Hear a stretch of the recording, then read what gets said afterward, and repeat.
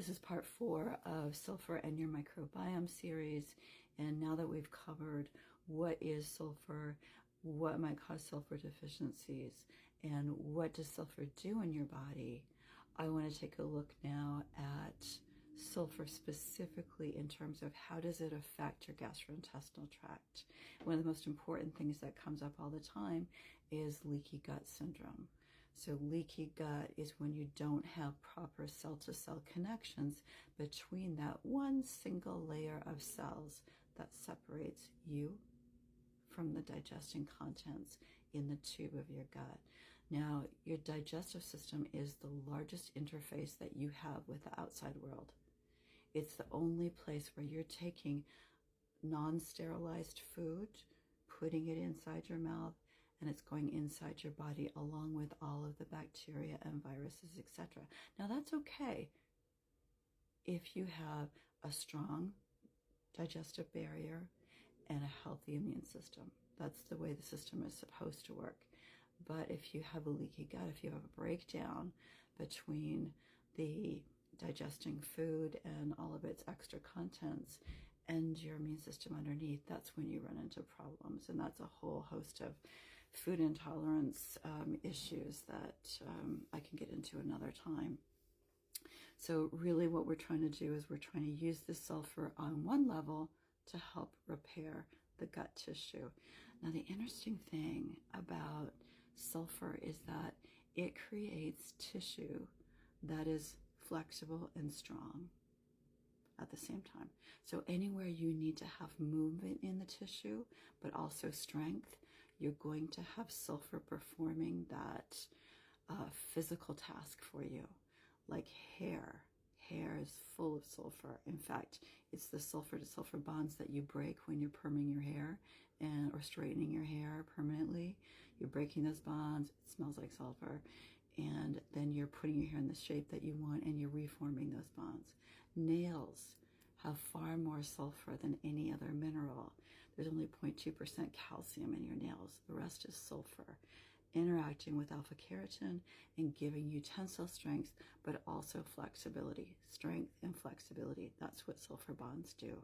And we have these sulfur bonds in every single protein in our bodies. They're what create the three-dimensional structure of proteins. Now, proteins in the form of glycosaminoglycans are what hold collagen together. So you can take as much collagen as you want to. You're going to be taking hydrolyzed collagen because that's broken up small enough so that you can actually get it in your body, but it won't have any sulfur in it. So can you reform healthy connective tissue with it? Sulfur might be the rate limiting step of that. If you give your body all the connective tissue precursors in the form of collagen, but there's no sulfur there, you can't build healthy connective tissue. It's important. Glycosaminoglycans are sulfated proteoglycans, contain sulfur, and they hold the collagen together. So that's important for obviously cartilage health. It's important for all of our connective tissue, ligaments, tendons, but it's also important for digestive health because if you use sulfur in the form of GI Janelle 1 powder, it can help improve the mucus lining of your gut where all of your probiotics live, and it can help improve the cell-to-cell connections between your gut for leaky gut syndrome. It can help improve cell permeability and flexibility and elasticity, recoil, right? So the system is able to recoil and expand and recoil, expand and recoil. And that's our peristalsis. That's the wave that's moving through us all the time to create normal motility in the digestive system.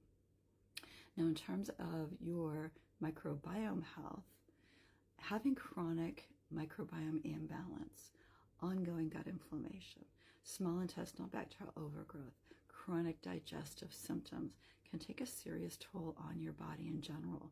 But what if I told you that you could improve your gut microbiome, relieve gas and bloating, and improve your overall health with sulfur? Sounds like a miracle. Although we do need more research, functional doctors do now believe that sulfur deficiency is one of the most common nutrient deficiencies. And it's not going to put you in the hospital tomorrow. It's not like that. Like if you ran out of calcium in your body, you would be in the emergency department. But with sulfur, it's more insidious, sort of eats away at the structure, the function, and the immune system until something breaks down.